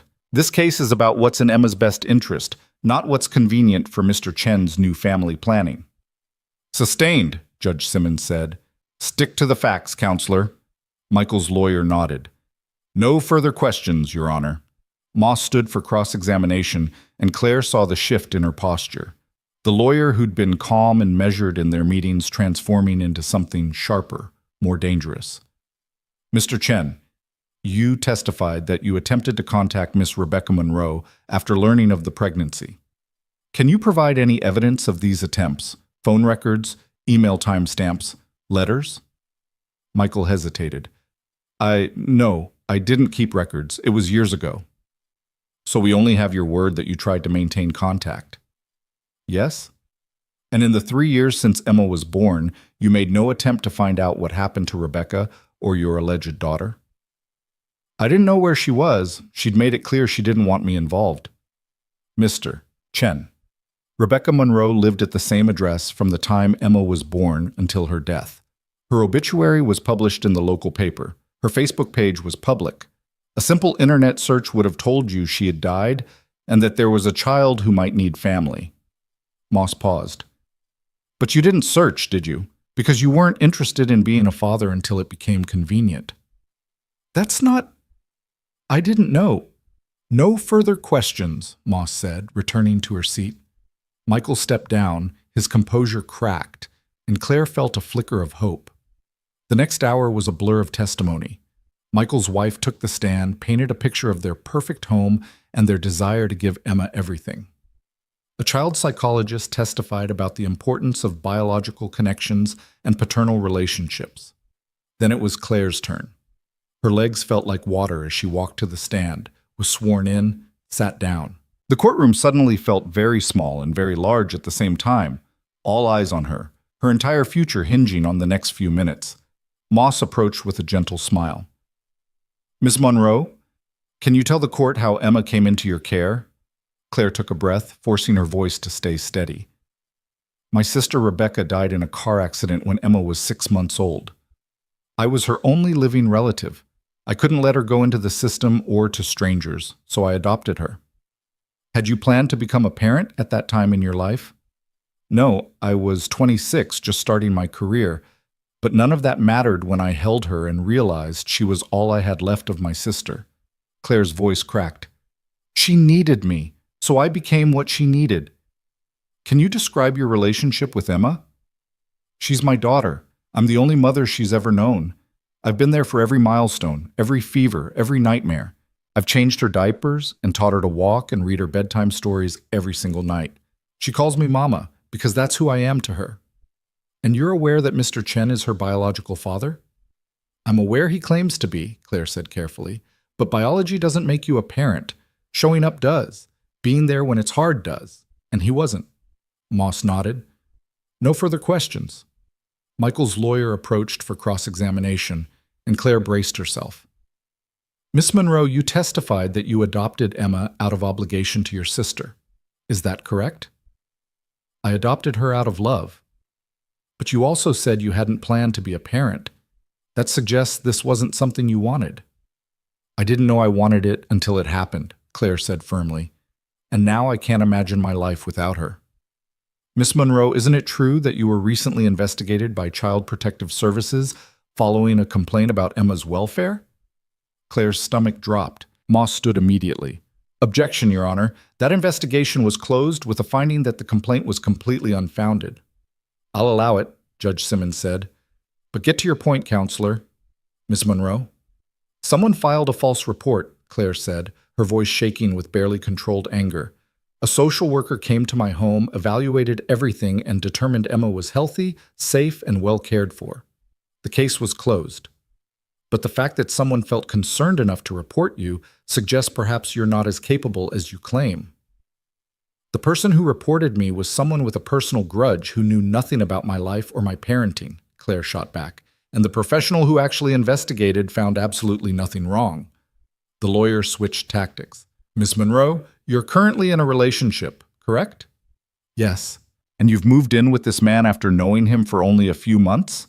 Claire felt Daniel tense behind her, but she kept her focus on the lawyer. I've moved in with a man I love, who loves Emma, and who has shown more commitment to being a father to her in 4 months than Mr. Chen has in her entire life. So you've introduced a series of instabilities into Emma's life, a new home, a new father figure, a new sibling. Doesn't that seem disruptive? No, Claire said firmly. It seems like building a family. It seems like giving Emma stability and love and a future. All things Mr. Chen couldn't be bothered to provide when it actually mattered. Michael's lawyer frowned. No further questions. As Claire stepped down, she caught Daniel's eye. He gave her a small nod, and she felt some of her panic ease. The final testimony came from Daniel himself. He took the stand with the same calm presence he brought to everything, and when Moss asked him to describe his relationship with Emma, his answer was simple and devastating in its honesty. Emma is my daughter, in every way except biology. I love her like I love my own child. I would do anything to protect her, to give her the life she deserves. And the idea that someone who's never met her, never held her when she cried, never been there for a single important moment in her life thinks he has more right to her than Claire, than the woman who has sacrificed everything to give Emma a home, is absurd. Michael's lawyer tried to discredit him, tried to paint him as a recent addition who couldn't possibly understand the full picture, but Daniel didn't waver. I understand that Emma needs consistency, Daniel said. She needs someone who shows up, and I'll show up for her every single day for the rest of my life. Can Mr. Chen say the same? When the testimonies were finished, when both lawyers had made their closing arguments, Judge Simmons announced she would take a brief recess to review the evidence and make her decision. Claire and Daniel stepped outside into the courthouse hallway, and Claire felt her legs give out. Daniel caught her, holding her upright. You were amazing in there, he said. I don't know if it was enough. It was. It had to be. They waited for 45 minutes that felt like years. Claire paced the hallway, unable to sit, unable to stand still, running through every word she'd said and wondering if she should have said more, should have said less, should have somehow made the judge understand what was at stake. Finally, the bailiff called them back in. Judge Simmons sat at her bench, reading from her notes, her expression still giving nothing away. This court has reviewed all testimony and evidence presented, she began. This is a complex case that requires careful consideration of multiple factors. On one hand, we have Mr. Chen, the biological father, who has established paternity and is requesting the opportunity to be part of his daughter's life. On the other hand, we have Miss Monroe, who has been Emma's primary caregiver and adoptive parent for the majority of the child's life. Claire's heart was hammering so hard she thought everyone in the courtroom must be able to hear it. The question before this court is not about biological rights versus adoptive rights. It's about what is in the best interest of the child. Judge Simmons looked directly at Claire. Ms. Monroe, your devotion to Emma is evident. The testimonies from her pediatrician, her daycare provider, and the social worker who investigated the CPS claim all paint a picture of a child who is thriving in your care. You have built a life for her, provided stability, and demonstrated consistent, loving parenting. Hope flared in Claire's chest. However, the judge continued, and Claire's hope plummeted. Mr. Chen is Emma's biological father, and he does have rights under the law. The question is how to balance those rights with Emma's need for stability. Judge Simmons paused, and in that silence, Claire felt her entire world hanging in the balance. After careful consideration, I am ruling that primary physical custody will remain with Miss Monroe. Claire's knees buckled. Daniel caught her, holding her upright as relief crashed over her in waves. However, Judge Simmons continued, Mr. Chen will be granted supervised visitation rights, beginning with monthly visits, with the possibility of increased contact pending a review in 6 months. This will allow Emma to gradually develop a relationship with her biological father while maintaining the stability and primary attachment she has with Ms. Monroe. It wasn't perfect. Claire would have to share Emma, would have to let Michael Chen into her daughter's life in some capacity. But Emma was hers. She got to keep her. That was all that mattered.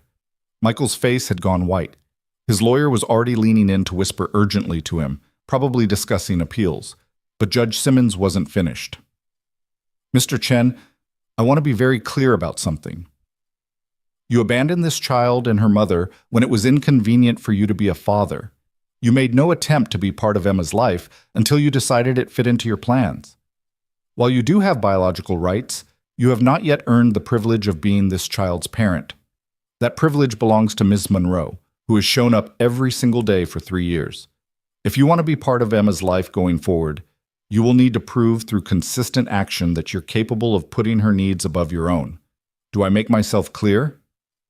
Yes, Your Honor, Michael said quietly. Good. This court is adjourned. The gavel came down, and Claire finally let herself breathe. They walked out of that courthouse into afternoon sunshine. The clouds had broken while they were inside, and Claire felt lighter than she had in weeks. We won, she said, still not quite believing it. You won, Daniel corrected. You and Emma. We all won, Claire said firmly, taking his hand. All of us. They drove straight to Daniel's mother's house to pick up the girls.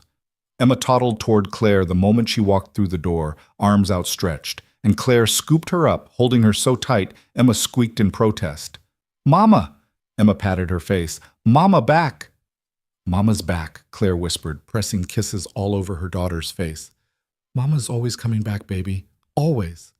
Sophie hugged her too, wrapping her arms around both Claire and Emma. Did you win? We won, Claire confirmed. I knew you would, Sophie said with absolute confidence. Because you're the best mom ever and judges are smart. Daniel's mother smiled from the doorway. I had faith in you, dear. Emma belongs with you. Everyone who knows you can see that. That evening, after both girls were finally asleep, Emma in her crib, Sophie in her bed, both exhausted from the emotional day, even if Emma didn't fully understand why, Claire and Daniel sat on their back porch with glasses of wine and the particular exhaustion that came after sustained crisis. I still can't believe it's over, Claire said. It's not completely over, Daniel reminded her gently. Michael has visitation rights. I know, but she's mine. That's what matters. Claire turned to look at him. I couldn't have done this without you. Yes, you could have, but I'm glad you didn't have to. She kissed him, slow and deep and full of gratitude. I love you, she said. I love you for showing up, for believing in me, for fighting for us. I love you too, Daniel said. All of you. This whole messy, complicated, beautiful family. And sitting there under the stars, Emma safe in her crib and Sophie dreaming in her room, Claire finally let herself believe that maybe they really were going to be okay. That maybe love really was enough. That maybe, after everything, they'd actually found their way home. The weeks following the custody hearing were both easier and harder than Claire had anticipated. Easier because the constant fear of losing Emma had finally lifted, leaving behind a lightness she'd almost forgotten was possible. Harder because now she had to navigate the complicated reality of sharing her daughter with a man who was essentially a stranger. Michael Chen's first supervised visit was scheduled for a Saturday afternoon at a neutral location, a family center downtown with play areas and observation rooms where a social worker could monitor the interaction. Claire had barely slept the night before, her mind cycling through worst-case scenarios. What if Emma was scared? What if she cried for Claire? What if Michael somehow convinced the social worker that Claire was the problem after all? She's going to be fine, Daniel said that morning, finding Claire sitting at the kitchen table staring into her untouched coffee. Kids are resilient, and you'll be right there if she needs you. I know, Claire's hands tightened around the mug. I hate this.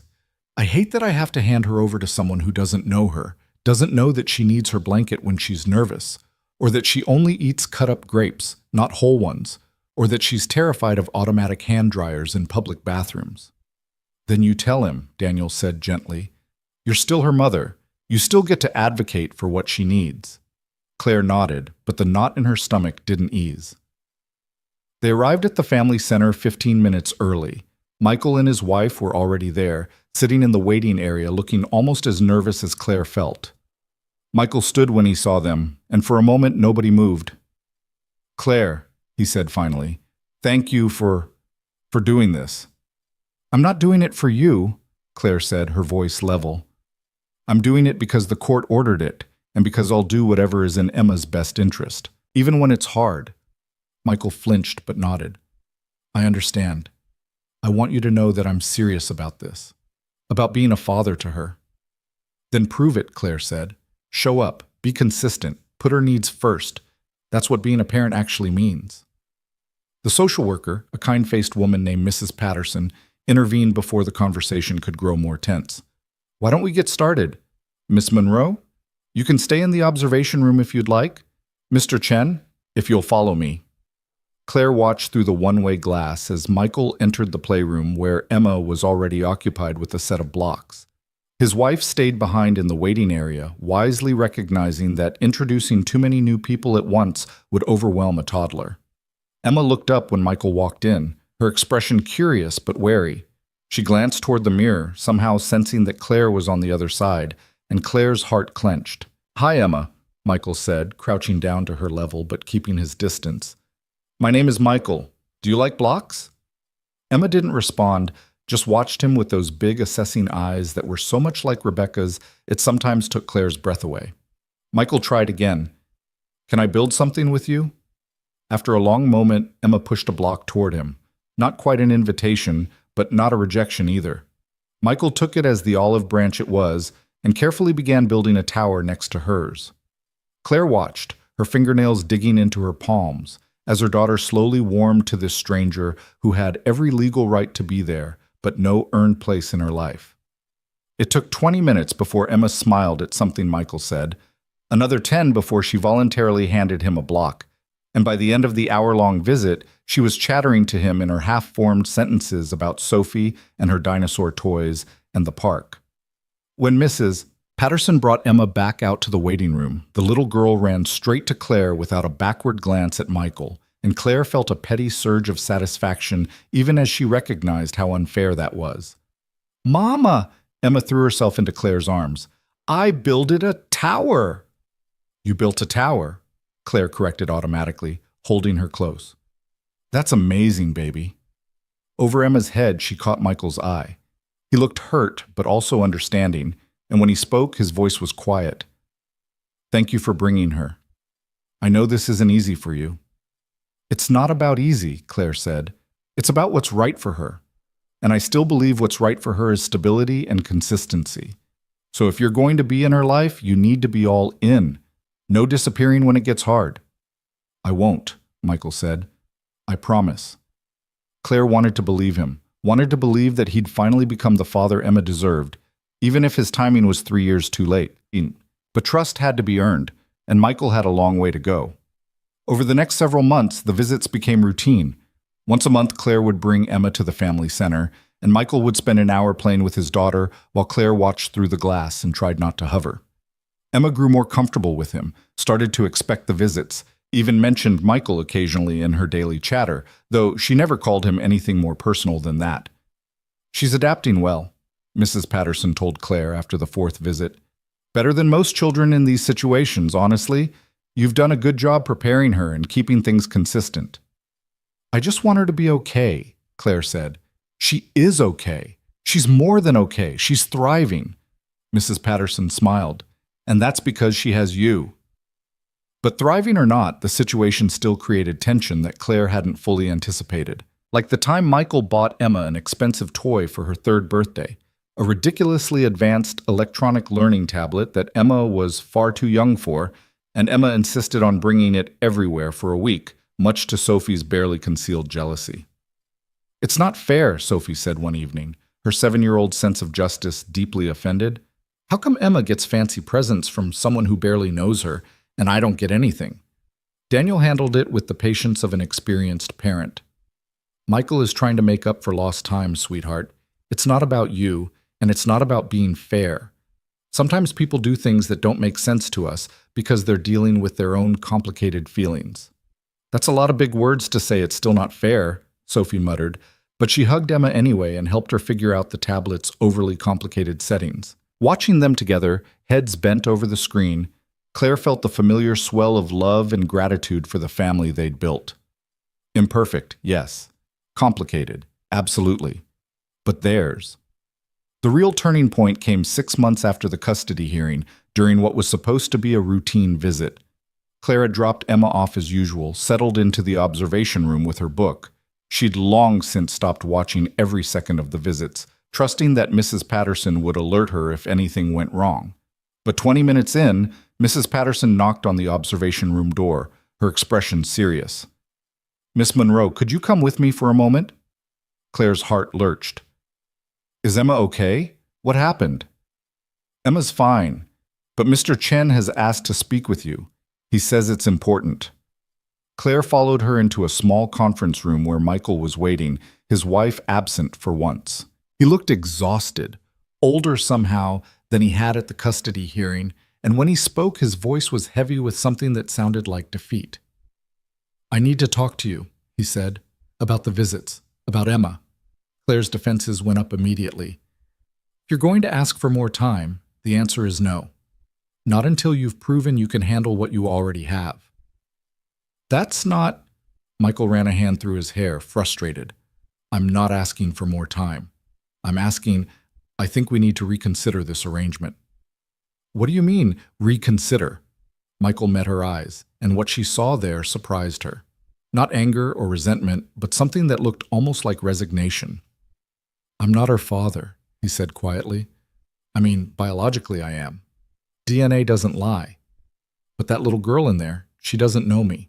She's polite to me, she plays with me when I visit, but I'm not her dad. I'm just some guy who shows up once a month with presents and tries too hard to make her like me." Claire didn't know what to say to that. "I convinced myself that biology mattered more than anything else," Michael continued, "that I had a right to her, that she needed me in her life. But the truth is, I was trying to make up for my own guilt, for walking away from Rebecca, for not being there when Emma was born, for being too much of a coward to face my own mistakes." He paused, his jaw working. "But Emma doesn't need me to work through my guilt. She needs stability. She needs people who show up for her every day, not just when it's convenient." "Are you saying you want to terminate your visitation rights?" Claire asked carefully. "I'm saying I want to do what's actually best for her, not what makes me feel better about myself."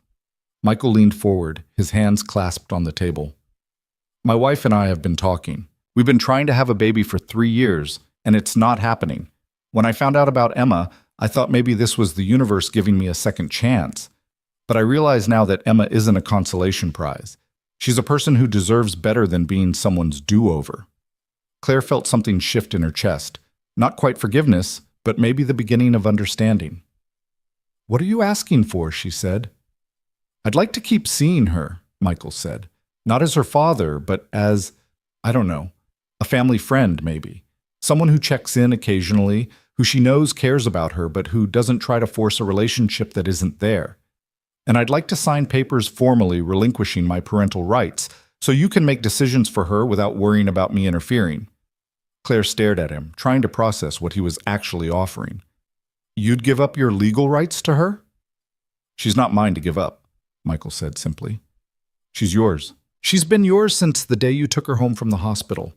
I'm just finally admitting what everyone else already knew."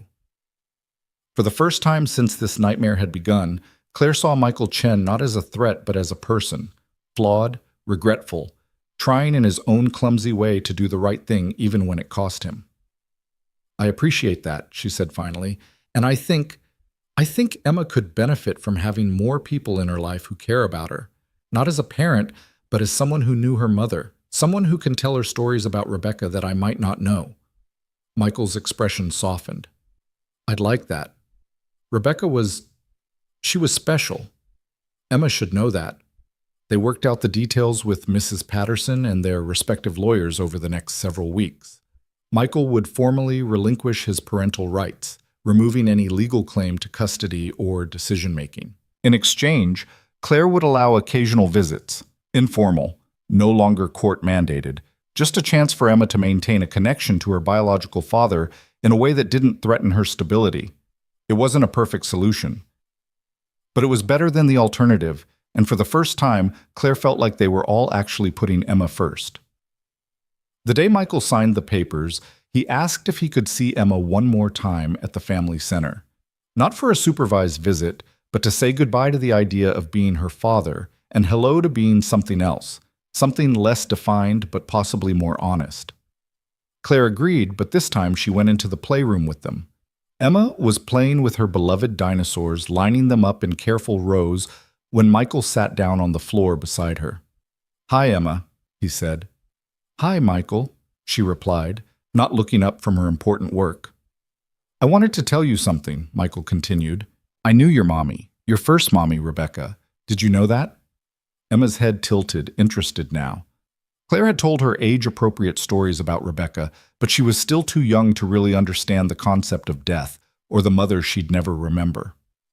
"You knew my other mama?" Emma asked. "I did. She was very kind and very smart, and she loved you so much. Even before you were born, she loved you." Michael's voice was thick. "And she would be so proud of who you're becoming, of how brave and smart and kind you are." Emma considered this seriously. "I brave?" "Very brave," Michael confirmed. "And I want you to know that even though I won't be around as much anymore, I'm always going to care about you, because you're part of someone I cared about very much." Emma nodded like this made perfect sense to her 3-year-old logic, then held up a green dinosaur. "This one is a T-Rex. He eats people." Michael laughed, the sound watery but genuine. "That's terrifying." "Yeah," Emma agreed cheerfully and went back to her game. Claire met Michael's eyes over Emma's head and saw tears there, but also something like peace. "Thank you," he mouthed. She nodded, and for the first time felt something like forgiveness settle into place. With the legal complications finally truly resolved, Claire felt like she could breathe fully for the first time in a year. The custody battle was over. Michael was no longer a threat. Emma was hers, legally and irrevocably, and nothing could change that. But more than that, their family had settled into something real and sustainable. Sophie and Emma were genuine sisters now, fighting over toys and sharing secrets and looking out for each other with fierce loyalty. Daniel had stepped fully into the role of father to both girls, coaching Sophie's soccer team and teaching Emma to ride her tricycle and showing up to every school event and doctor's appointment like he'd been doing it forever. And Claire had finally stopped waiting for the other shoe to drop. It was during one of their ordinary evenings, the kind of chaotic, lovely mess that had become their normal, that Daniel proposed. They were cleaning up after dinner, the girls supposedly brushing their teeth, but actually having a water fight in the bathroom based on the shrieks and splashing sounds echoing through the house. Claire was loading the dishwasher, and Daniel was wiping down the table, and everything was so wonderfully mundane that Claire didn't notice at first when Daniel stopped moving. "Claire," he said. She looked up, and he was standing there with a small velvet box in his hand, and her heart stopped. "Daniel?" "Before you panic," he interrupted gently, "I know we've only been together for a year. I know that's not very long by some people's standards, but I've also spent enough of my life knowing exactly what I don't want, that I'm very certain about what I do want. And what I want is this: you, me, Sophie, Emma, this messy, complicated, beautiful family that we've built. Forever." He opened the box, revealing a simple gold band with a single diamond that caught the kitchen light. "Marry me," he said, "not because we need a piece of paper to make this real, but because I want to stand in front of everyone we know and promise to choose you every single day for the rest of my life. Because I want Sophie and Emma to grow up knowing that families are made through commitment and love, not just biology. Because I can't imagine my future without you in it." Claire realized she was crying, tears streaming down her face, the dishwasher forgotten. "Yes," she said. "Yes, absolutely yes." Daniel slid the ring onto her finger, and then he was kissing her, and she was laughing and crying at the same time.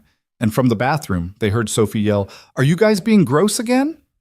"Very gross," Daniel called back. "Get used to it." Emma toddled into the kitchen, her face wet and her pajama shirt soaked, and demanded, "Mama, why crying?" Claire scooped her up, ring glinting on her finger. "Because I'm happy, baby. So happy." "I happy too," Emma declared, then squirmed to be put down so she could continue whatever destruction she and Sophie had been orchestrating. Sophie appeared in the doorway, took one look at them, and her eyes went wide. "Did you ask her? Did she say yes?" "She said yes," Daniel confirmed. Sophie shrieked and launched herself at both of them, and they all ended up in a heap on the kitchen floor, laughing, while Emma climbed on top of the pile, demanding to know what they were doing and insisting she wanted to play too. This was their family, Claire thought. Messy and loud and absolutely perfect. They got married 3 months later in Daniel's mother's backyard, with just close friends and family in attendance. Sophie was the flower girl and took her duties extremely seriously, making sure every petal was perfectly placed. Emma was supposed to be the ring bearer but got distracted halfway down the aisle and sat down to examine a ladybug, which delighted everyone and perfectly captured the chaos that defined their lives. Claire wore a simple white dress that Emma had helped pick out, insisting it needed to be pretty and twirly. Daniel wore a suit and cried when he saw her walking toward him, which made Claire cry, which made Sophie cry because everyone else was crying, which made Emma cry because Sophie was crying. "This family is a disaster," Daniel's mother said fondly, dabbing at her own eyes. "The best kind of disaster," Claire's best friend Melissa agreed. When they exchanged vows, Claire looked at Daniel and thought about the blind date that had started all of this, how close she'd come to canceling, to letting fear keep her from taking a chance, how she'd walked into that cafe expecting nothing and found everything. "I promise to choose you," she said, her voice steady despite the tears, "to show up for you, to build this life with you, even when it's hard, to be the partner you deserve and the mother our daughters need, today and every day." "I promise to choose you," Daniel echoed, "to show up for you, to love all of you, your strength, your stubbornness, your fierce protection of the people you love, to be the partner you deserve and the father our daughters need, today and every day." When they kissed, Sophie and Emma cheered, and the small gathering erupted in applause. They were married, they were a family, they were home.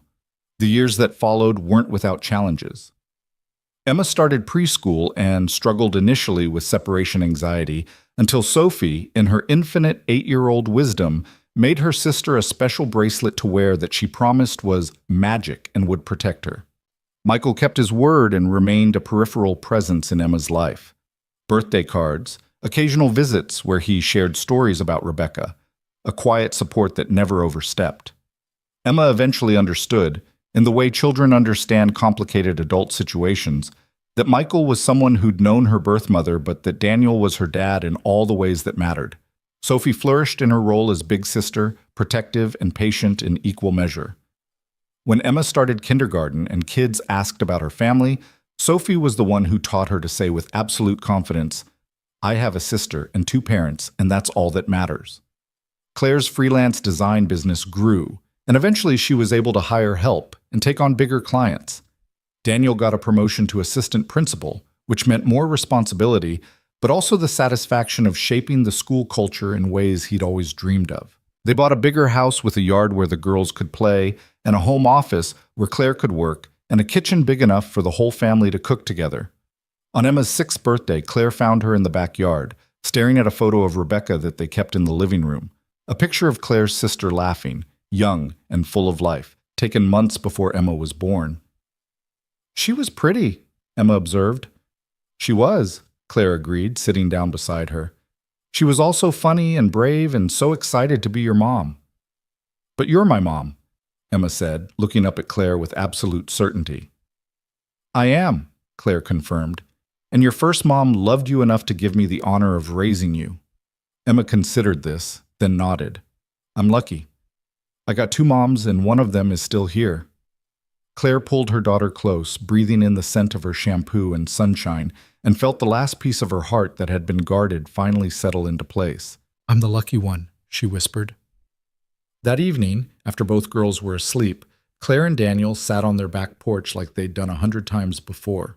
The sky was clear, stars visible despite the light pollution from the city, and everything was quiet except for the crickets and the distant sound of traffic. "Do you ever think about that first date?" Claire asked, her hand finding Daniel's in the darkness. "All the time," he admitted.